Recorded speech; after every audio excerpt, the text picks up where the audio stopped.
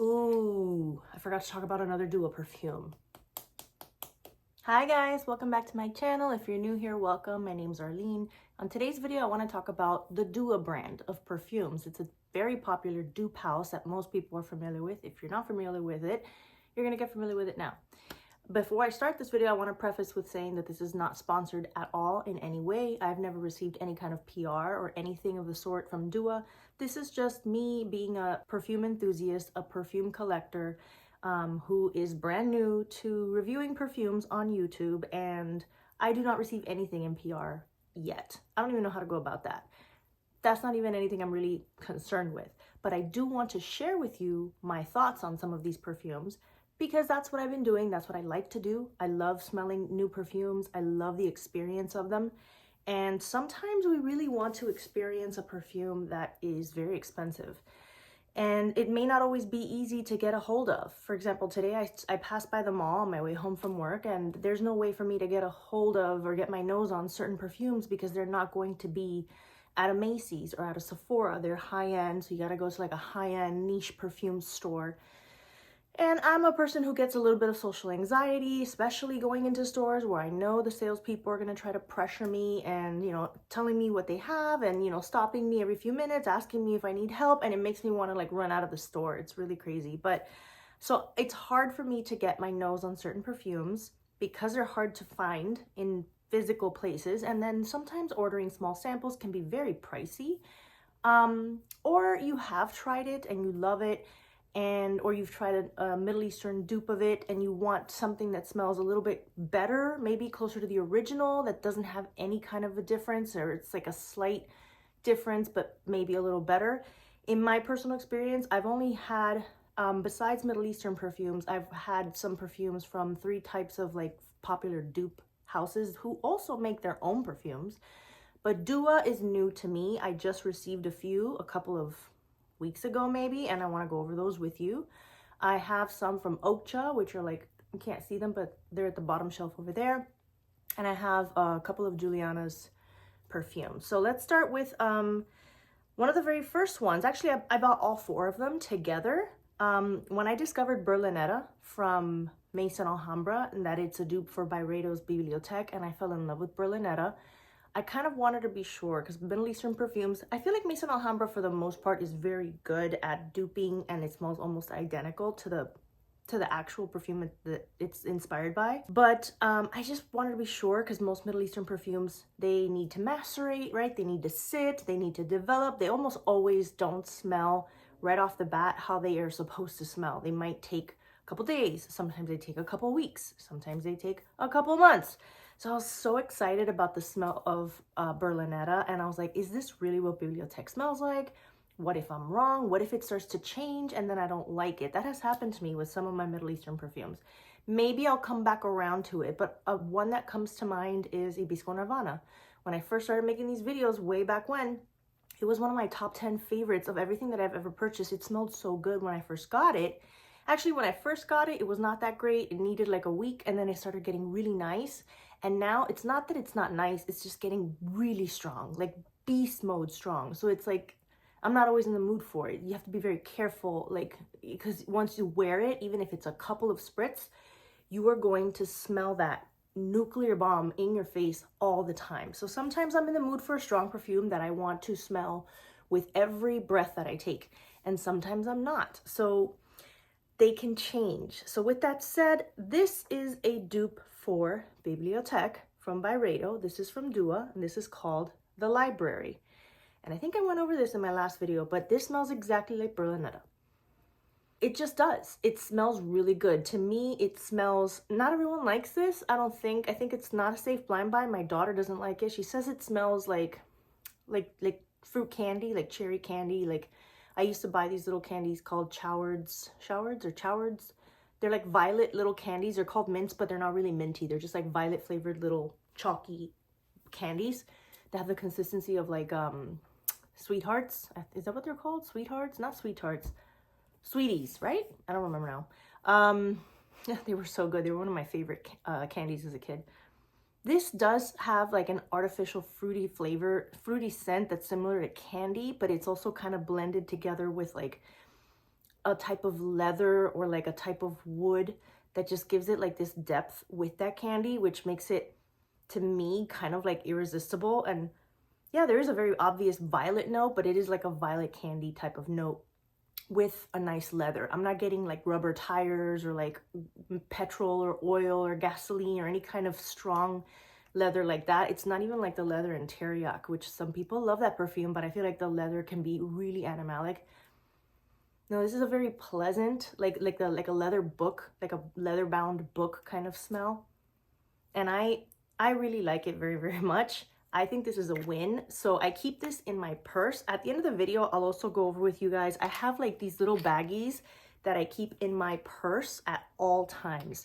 So that if I'm wearing a certain perfume that's my scent of the day and I'm not really feeling it, I'm like, okay, I want to switch, I want to smell something different, I have some of like my favorite in little travel size that I keep with me at all times, so I can just pick something different and wear it for the day. Because since I have to leave my house early and I'm gone for 12 hours a day, I'm stuck with the same perfume for 12 hours.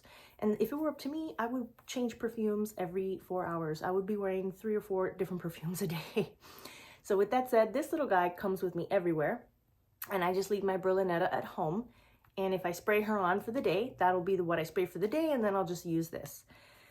The next one is one that I also went over recently because this is what inspired me to buy the OG. Despite the cost, I did go hunting for it on Mercari and I found a good deal. This is Leathered Vanille by Dua, and this is duping BDK's Vanille Leather. And to me, again, I'm currently obsessed with the violet note, but done in a different way. It's not like Insolence, it's not like Royal Violets. Because yes, it is like that, but like it's blended with other notes that just make it smell different. It doesn't just smell like violet candy. So this is like suede and vanilla, kind of like if you spilled a little bit of vanilla extract into a suede bag and then sprinkled some violet flowers on there. I know this has other florals. I think it has jasmine, I think it has tuberose. There's no rose in here. I think they're all white florals. There's like 3 white florals and violet and vanilla and leather in the base and some other things too. But this smells so good, and I did order myself a full bottle of BDK Vanille Leather pre-loved at a great discount, and it does smell exactly like this. So far, win-win. Positive experience for me personally with Dua. I've read some reviews on Fragrantica on some of the Dua perfumes where people talk about how it's always a fail for them, it's always a flop, how it's not a... Everyone has a different experience, so that's what I'm here for. I'm here to tell you what my experience is. It may not be the same for you. Maybe not all the perfumes are going to be really great dupes. You know, it just depends. But so far, those 2 are really good. This last one, I don't have the original. I don't think I'm going to buy it, only because I have 2 other perfumes of that line. And I feel like it would be a little bit excessive. And even though I do love this, I don't know if I want a full bottle because I just feel like I've gotten enough full bottles. This is called Elixir of Her Guilt. And this is supposed to be doing Gucci Guilty Parfum Absolute, if I'm not mistaken, or Gucci Guilty Parfum Elixir. I can't remember because they have so many. They have so many. So there's Gucci Guilty EDT, Gucci Guilty EDP, Gucci Guilty EDP Intense, Gucci Guilty EDP Absolute, and I believe there's one called the Elixir, which I think that's what this one is duping. The Absolute is like a kind of like a raspberry, reddish, pinkish, purplish, like deep hot pink kind of purple bottle. And I think this is a different bottle. The point is, very similar in scent to the Gucci Guilty Intense, which I do have. That's a very small, very reflective, shiny, bronze colored bottle. And I have the Gucci Guilty regular EDT, not the EDP, the EDT, which is just very fresh, floral, citrus, beautiful for a spring and summer day. And then the EDP Intense is more woody with that beautiful violet note, done in that warm, delicious way that I love. And then this one, I feel like this one's even better than the Intense because this is just slightly richer in a different way. It's hard for me to pinpoint exactly how. I feel like this has, I could be wrong, that this might even have a little bit of leather in it. I get that rich, beautiful, like violet. I do get like a plummy kind of vibe here. Not sure if there's plum. There is something kind of peppery and then maybe something leathery. I'm not entirely sure. I don't know, again, what the original smells like, but to me, this is so sexy, so just like sultry, dark, vampy evening. Like, I think it's a hit. It's very much like my Gucci Guilty Intense, but just, I feel like it's a little more intense than the Intense, if that makes sense. Like, that one is a little bit more woody and fruity, still kind of dark, but this is like taking it to another level of darkness. And I very much like it. So I think that's a hit. This last one is not a hit for me. It is a fail. It was a blind buy because in order for me to get free shipping, I had to get, I think, a fourth bottle, and I didn't want a fourth bottle of anything. And this was hinted as like, you might like this based on what I had already picked. And this is called Velvety Night. And this is supposed to be doing a perfume by Robert Piguet. And I forget the name of the perfume. I think it's called Velours. Nuit Velours, if I'm not mistaken. Robert Piguet is also the one that did the perfume. It's kind of famous, but not everybody talks about it that much anymore. It was called Fracas. That came out like way back when. Veronica Says has talked about it. There's another perfume guy I follow lately that he's got glasses. I forgot his name, but he's talked about it. So this is kind of like, I guess it's like a niche, kind of not so popular. Maybe it was once popular and it's not anymore. But when I read what the notes were, I was like, oh my God, that sounds right up my alley. I think I'm gonna love it. And it is actually like a perfumer that's like niche, you know, like, all right, maybe this is something I'm gonna like. I don't know what to do. I don't know if I should hold on to it, see if it changes for me. I posted it on my Mercari because if somebody happens to want it, I might just pass it along and not wait for it. Or maybe, because some things on Mercari will sit for months and months and months and months and no one will ever buy it. It happens. So it may not ever get purchased. But because, again, it's not that popular, not that well known, so it might be hard for me to pass it along. It might take a long time. But when I first read the notes, I don't know them by heart, but I'm going to post them so you can see. I believe there's like a orange, mandarin maybe, black pepper and whipped cream, if I'm not mistaken, in the opening. And then there's like a bunch of florals, and I think there's rose, and then like there's vanilla. So I'm here thinking, oh my God, whipped cream. And I think there's caramel too. So I'm like, this sounds like it's going to be kind of gourmandish, but because of the pepper and the florals, it's not like edible gourmand, maybe kind of like Baby Cat, but maybe not exactly like that. And because Baby Cat doesn't have florals really, I don't think it does. It's more resins and vanilla and stuff like that. So I just figured this sounds like I would like it, but when I don't even want to put it on. I mean, I have something else right now. When I first sprayed this, I get immediately like the smell of like nail polish remover really strongly. I don't know if this has patchouli, but then I smell like the mixture of the black pepper and the whipped cream. So there is like a creaminess. It's not too lactonic, like milky, like Taskine Divina or Blanche Bed or Her Confession, where sometimes it can smell like actual milk and that can repulse people. It is like a creamy whipped cream, but that nail polish remover with whipped cream and then like black pepper, like this literal smell of black pepper, like when you put pepper on your food, on your eggs, with whipped cream, and then that nail polish remover. So it's kind of weird. I don't know what is going on here. I don't know if it's the orange. And then when I put it on my hand to like get myself used to it, I'll smell it in the air from time to time, and it smells kind of nice in the air. I don't get that weird chemically nail polish remover. I do get like a slight soft peppery creaminess that is kind of nice.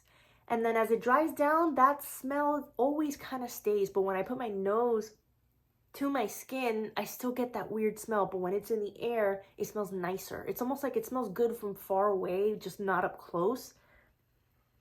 And I just don't know what to do with this one. So I do have it posted if anybody's a fan of Robert Piguet's perfumes. I don't even know if I'm saying that right. Roberto Piguet? I'm not sure.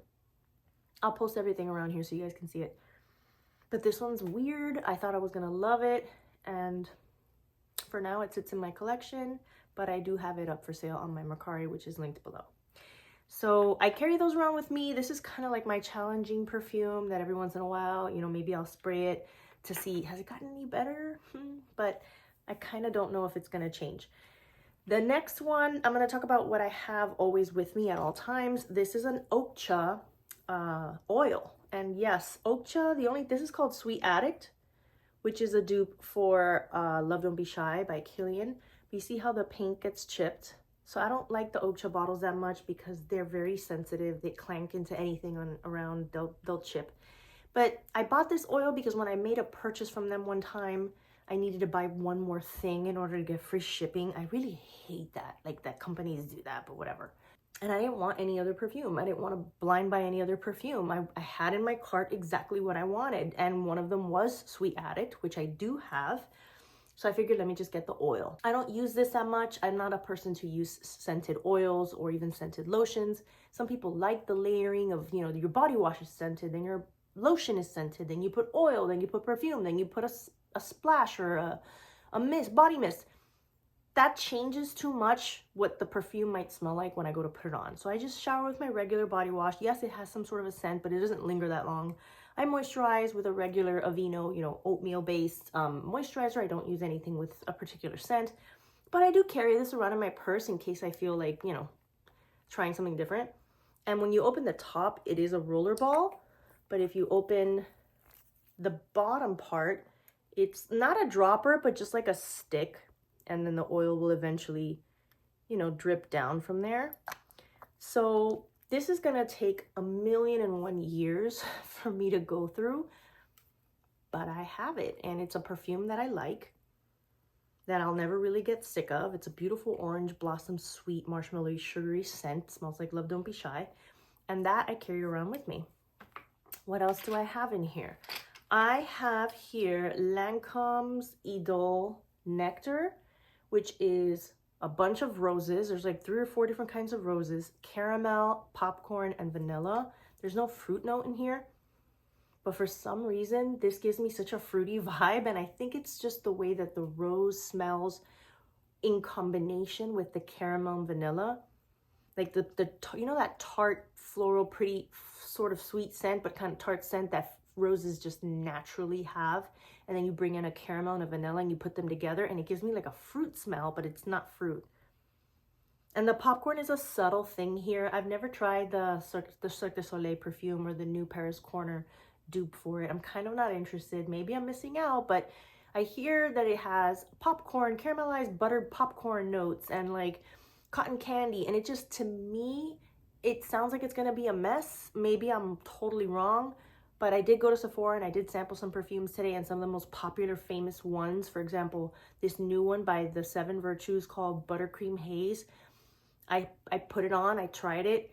It is literal pancakes with maple syrup on top. So it's not a bad smell, but I'm not a huge fan of gourmands that are so literal.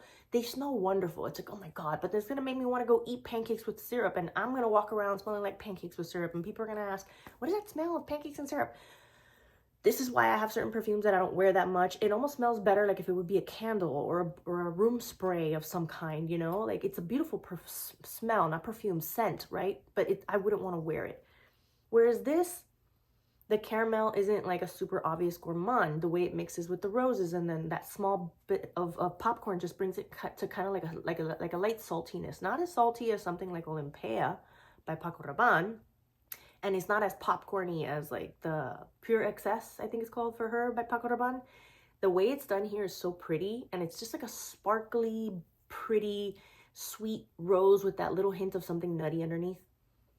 And I find this to be so delicious. I bought myself a pre-loved full-size bottle, which is up here in my collection. And then this is a tiny little 1 ounce that I'm more than halfway done. And when I'm in the mood for something refreshing and rosy and sparkly, I put this on and I absolutely adore it.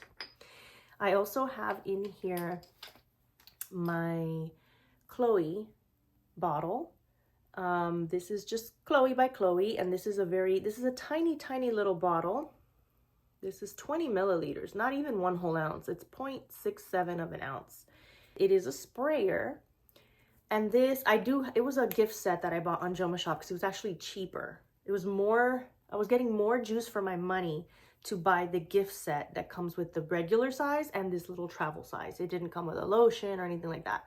So I have the regular size in my collection, and I keep this around on my purse for when I want that refreshing smell. So the difference is that while these two are both rose perfumes, this is more got the caramel and the popcorn. This is like sparkly and like really sweet, decadent rose. This is a sweet rose, but it's a freshie. It's a clean rose. It's a soapy clean rose with something sweet too, but I can't say, I don't know what it is. I don't know if it's peony. There's something in it that's sweet, but it's not tart and it's not sugar.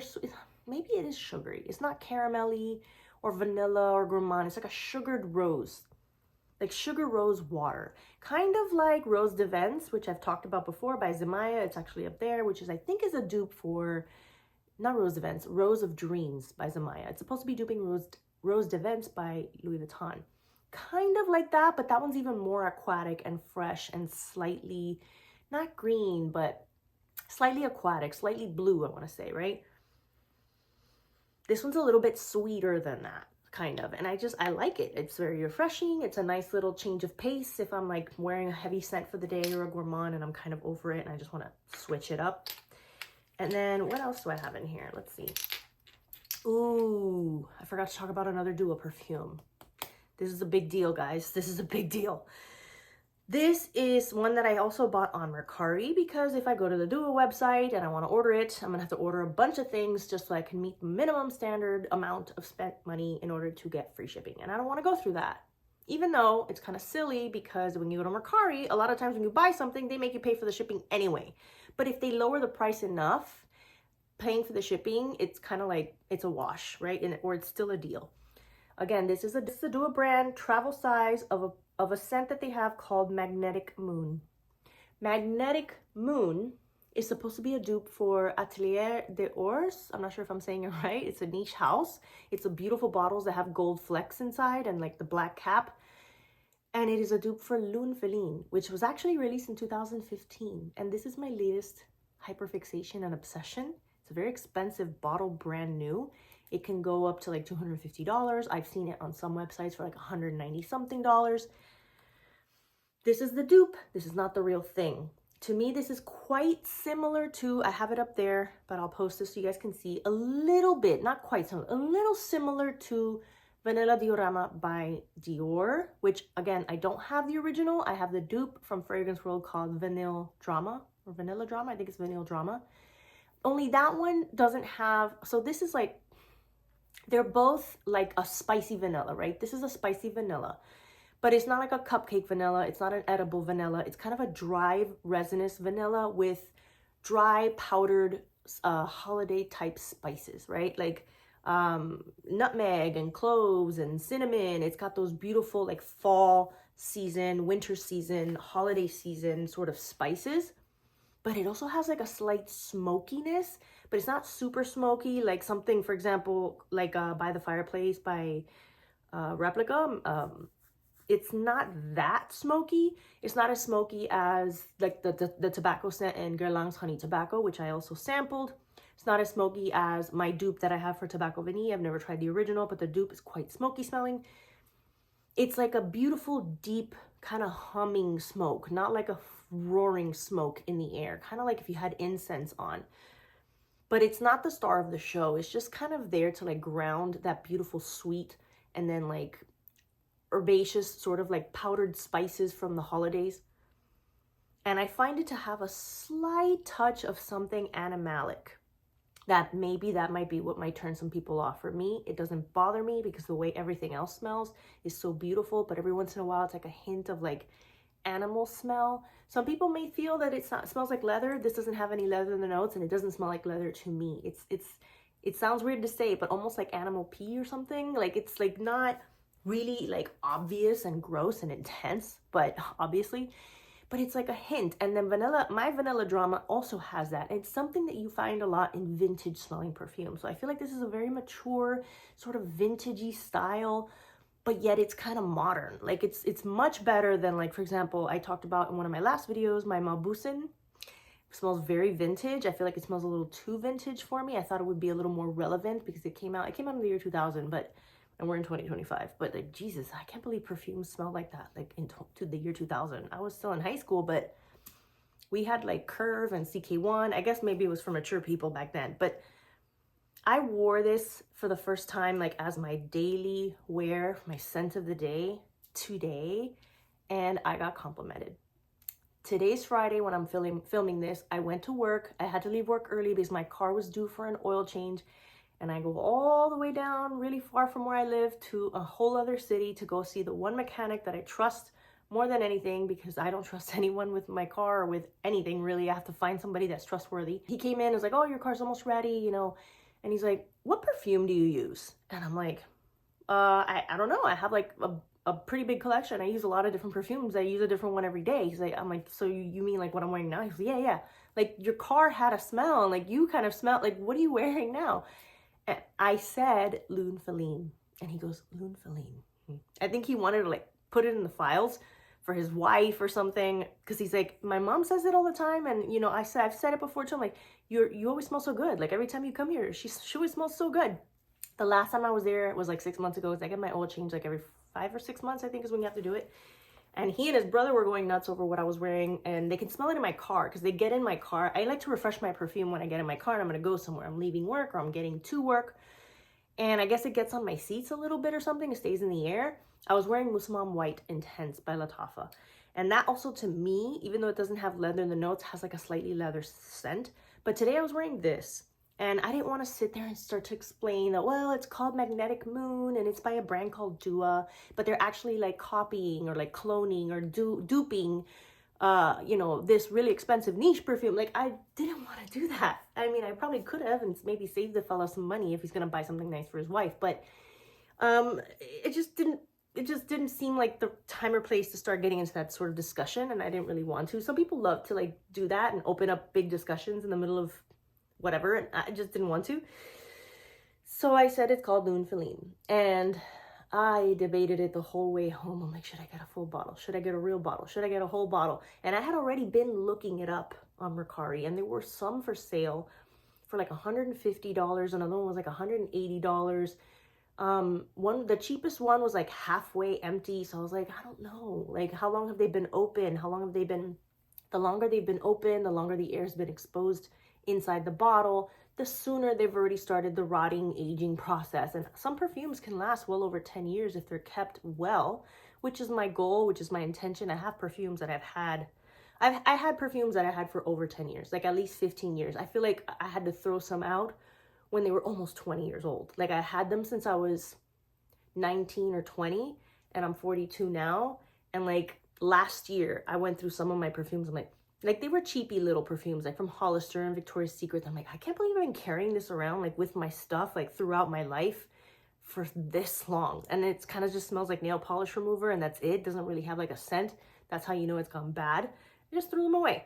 But like a lot of my good perfume, my Givenchy Haute Couture, the original one, my Lolita Olympica, my Coco Mademoiselle. I had Coco Mademoiselle probably for almost 20 years because I bought that, or I've had that since I was in my early 20s.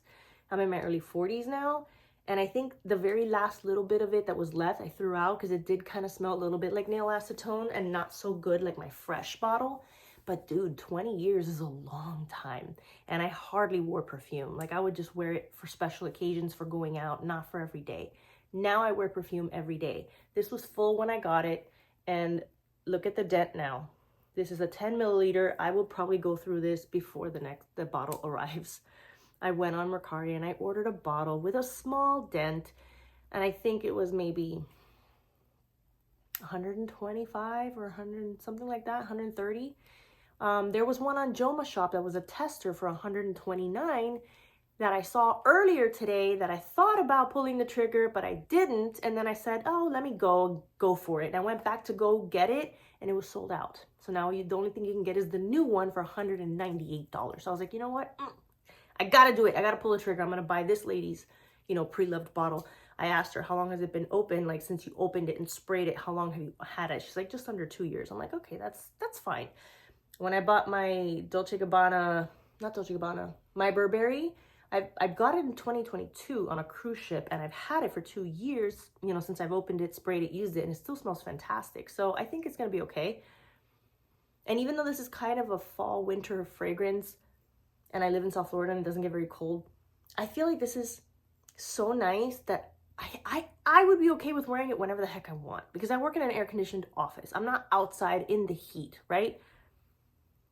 And it's just such a beautiful cinnamon, deep, dark, vanilla, kind of dry, smoky smell. It's not like anything else. It's a little bit like Diorama, like I said, but that doesn't have like that smokiness. It's a little bit slightly fresher, but still has like the cinnamon and the cloves and the sort of like vanilla with all those holiday spices. But this has like a deep, dark vibe that I like better. And that's cheap. That's $30. It's Fragrance World. I can spray it on as much as I want without any guilt, just to be at home because I feel like smelling it. Whereas my Atelier bottle that I will have coming eventually, I can keep with my niche perfumes and treasure that nice little collection and use it, but not go crazy with overspraying. So that's my last Dua perfume. And then I have two last little travel sprays that I keep with me. This is a small, very almost empty travel spray of Burberry Goddess that I keep with me. This was also purchased used because I purchased a selected little collection of small samples of vanilla fragrances, just so I can get familiarized with what I like and don't like in certain vanilla scents. And I could talk about those now, or I could talk about those in the next video. We'll see, because we're at 32 minutes. And I already have Burberry Goddess, so I just keep this with me in case I feel like, you know, changing it up for the day. And then this is Victor & Rolf Flower Bombs Tiger Lily, which I do also have the full bottle of. And again, I keep this for when I feel like changing it up. I feel like I'm forgetting something. What else is in here? Oh yes, so this is a very tiny amount that's left of Coco Mademoiselle, right? Look at this, that's like nothing. This is not as old as my original bottle. I actually bought this small travel size maybe a few years ago, and it's still good, but yeah, it still smells good. And then I think I have two itty bitty little, oh yeah. So this is a Guerlain sample size 2 milliliter of Patchouli Paris. If anyone should ever find out about a dupe for Patchouli Paris, please let me know. Comment on whatever video. I see all the comments and tell me, by the way, there's a Patchouli Paris dupe. This smells so freaking good, and it is a $600 perfume. It's a shame. It makes me want to cry. This is amazing. It's like a chocolatey patchouli, and I adore this, and I wish I can get it, but I'm not spending $600 on a perfume. And then this is what was left of my Jazz Club from Replica, from the little sample that I had, the sample pack that I had purchased. That's all that's left. So that's pretty much everything I carry with me. Let's see if we can add 5 more minutes to the video to go over a couple of other perfumes that were little tiny travel size or sample size that, let's just talk about them. So I purchased for 15 bucks on Mercari a few of these samples. Now, I don't know how old they are. I don't know if they had already kind of started to turn or go bad, because a lot of them I did not like. So let's go over it. This is 7 Virtues. The 7 Virtues Vanilla Woods. Where is it written? There it is. Vanilla Woods. I did not like this. I'll tell you why. This gives me the smell of, and I finished it, but you know, you want to know how much was in here? It's hard to see, but the fill line of the bottle was probably like up to where the purple line is, where the paper ends in the white portion and starts turning into the purple. That's all that was in there. This smell, I can't even get any more. Yeah, I do get a little bit of it. Reminds me of the smell when you make cookies. Like if you buy like Pillsbury, you make cookies in the oven and they slightly burn a little maybe. And so the edges are kind of like toasty, but like a little bit like charred. And then you go and you scrape them off the cookie sheet, and then the little charred bits of cookie that's still stuck on the pan that smells burnt. So to some people that might be amazing. Some people love this perfume. I don't like that smell. It's like a burnt cookie smell, and I just don't like it. I don't like it, and I'm so glad. Maybe this is an old little thing that wasn't well kept and it didn't smell so great. Maybe it would smell better, but not for me. 7 Virtues Vanilla Woods. Yuck. The next one, this is the bottle that you guys had told me was Einache Athan or Athan. that smells similar to Altair by Parfums de Marly. I used it up. It smells fantastic. Wonderful. And it also smells very much like my Carrelage Island Vanilla Dunes, which is a dupe for Altair as well.